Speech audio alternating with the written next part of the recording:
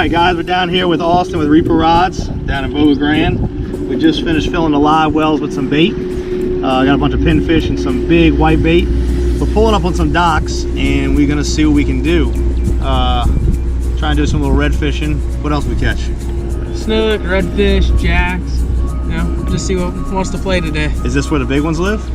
Supposedly, allegedly. The big snook? Big snook, I hear about redfish. These are your deeper water right now, so since that cold front hit last week, we're gonna go fish some deeper water, so they haven't had as much change in the deeper water like they have the shallow water. Gotcha, gotcha. Yeah, Brandon said he's got some pets out here, he tells me. Not these ones. Oh, these aren't the pets? I heard about the pets. He was telling me a story about the pets. All right, well, let's see what we can do and go from there. It's start of tarpon season, but it's a little slow right now. A little windy, a little slow. Cold front. Cold fronts are, I'm noticing, really push those fish offshore. And I noticed that the shrimp, what brings them in? What brings these tarpon in? We get a big flush of little baby crabs, and they flush out of the pass, they flush in the pass, and the tarpon eat them. So that's, you know, those move offshore just like the shrimp do with the cold front, stuff like that? They just don't flow as hard when we don't have big tides, but when the cold front hits, they don't like cold. They actually boogie down to the Keys. The tarpon that we get here, believe it or not, actually come from Australia. No way. Yeah. It's incredible. That tarpon migration is really something interesting. You know, being from Louisiana, we don't really know much about migrating fish like that on the inshore side. So it's really a neat phenomenon what happens. But looking forward to it this year. It'll be fun. Well, let's see what we can do. That's one. I think you're right though. I think it's gonna be a late bite. It's gonna be a late bite. Yeah. He was on that sand patch? Little fish ate a big pinfish. Yeah, I'm gonna grab him. I'll grab him. Go on. Hey, I'm pulling that out. Grab that one. I got one right here. I grab him. I grab him right by the tail. As little? Yeah. That's good to hear. That's good to hear. Those fish we seen this morning we could have eaten. Really? They were that big? I didn't even get to see it. Give it a look. 30 inches or so. I thought you knew how to deal with these things. I do. I'll tell you what, one thing I'll tell you about these things. Bad. No, he's not. One thing I'll tell you about y'all's redfish here compared to Louisiana. I don't know if you noticed it when you were down here, but Some cool spots on them. yeah, you don't see that too often outside of Louisiana either. No? No, I haven't seen a lot of spotted up ones outside of that. That seems like it's a genetic thing. You get on a school and they'll have a lot of spots on and stuff like that. But one thing I've noticed that I don't know if y'all have noticed is these redfish here fight a lot more than Louisiana redfish, huh? Oh yeah. Yeah, that's that salt water, man.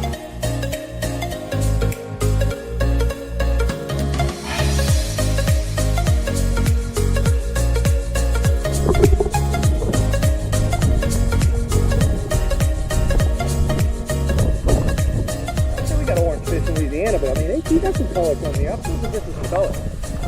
They're cookie cutters go around here. That's the one thing I have. They definitely are cookie cutters.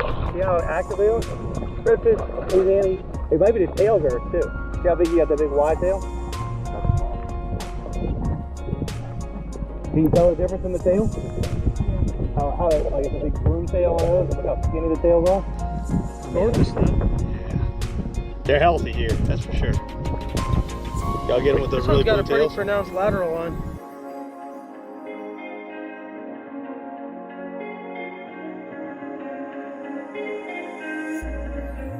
Yeah, that's how they feel this big old huge boat coming in on them. Yeah, that's why you gotta stay away. Look, he's got one extra little dot. Growing in. Growing out.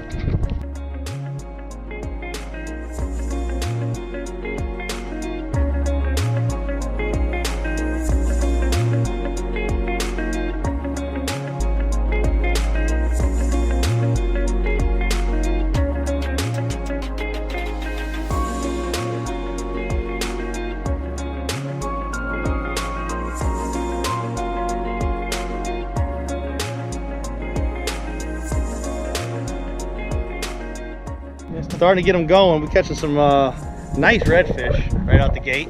Fished a couple spots like that. Bite was a little slow due to a little tide change, and it's blowing about 20, 30. You can't see it in here, but we kind of protect it right now. But just put a nice trout in a box. Well, not in a box. Not in a box. Releasing. And a couple of redfish. No snook yet, but we're going to see what happens. I'm being generous to them.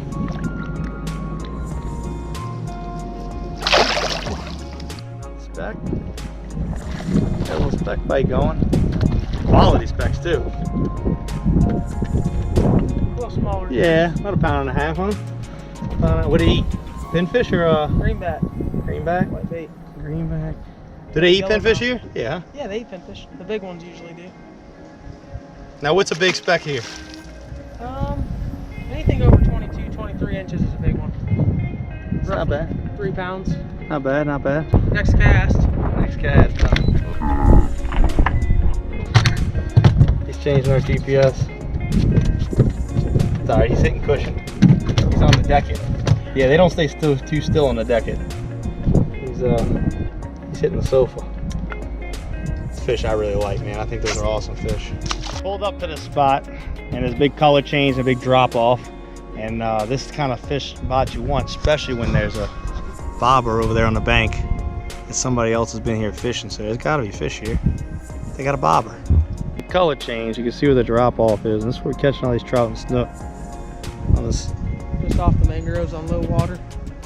Push the deep water right out here. Yeah, we can see it right there where the drop off is.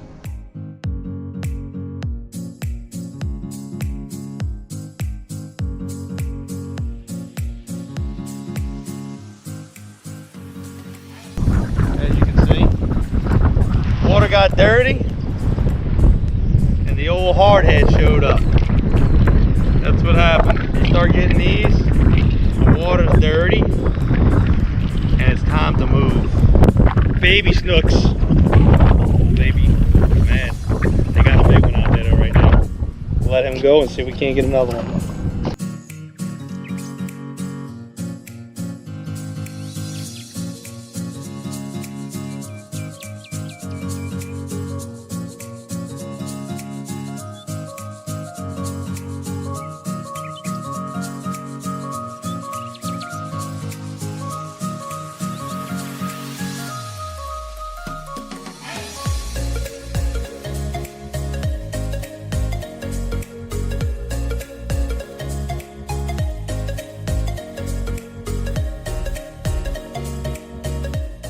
Alright guys, a little recap of today. I'm headed back to Tampa Bay to home base. We fished the Boca Grande area with Austin and Reaper rods.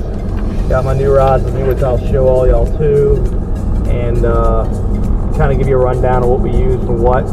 I got 3 or 4 different types of rods from these guys now. And we had a decent bite today. It started off decent. We wanted to go tarpon fishing. It's real early season tarpon, but we'll get that in later on. But it started off with a decent bite, ran up on a big school of big oversized redfish, and then couldn't get those to bite. Then we ended up getting on some decent slot style fish, some snook. I had a big snook break off, slow but steady bite, and then once the wind really started kicking in that 25-mile-an-hour range, it just got to where we got really limited on spots, and there was a lot of boats out because it's Saturday, and definitely limited our spot capability after that. And around 3 o'clock we went ahead and called it. We'll definitely show y'all these rods and which ones we like for what styles of fishing. I'll go through that all with y'all. But all in all, a good day of fishing. We'll definitely be back to Boca Grande. Got some cool footage of some other local stuff that goes on here. So hope y'all like what we're putting together, and Landed Fishing will start releasing its own products and different things going on, and hopefully y'all buy into what we're doing and enjoy the stuff that we bring to the market. We're excited about it. I think the products are going to fit what we do, and they're going to come from local style stuff and not big name stuff. So we're really excited about all this stuff. Headed back to Tampa Bay. Not exactly what we're looking for, but we decided to do this 4 or 5 days ago. The weather conditions looked a little different, 10 to 12s, and we got a big front coming. I don't think it's going to make it down to here to Tampa, but I think it's going to get close enough to where that south wind really started pumping in. It's one thing I've learned about this area. Before these fronts, this south wind really pumps, whether it's Tampa, whether it's Boca Grande. it really starts to pump. And the front came through Louisiana this morning. We had some trips going out of Louisiana fishing charters over there. They got held up until about 9, 10 a.m. So, and then that's about what time, once it hit probably Tallahassee area, that front, it's really started sucking some wind into it and really started cranking. I mean, Austin said a lot of the areas we went today normally don't have white caps. He's like, I count on my hand how many times I've seen white caps in these areas. So I might be underestimated at 25. It might have been closer to 30. It was blowing. So thank y'all for watching, and stay tuned.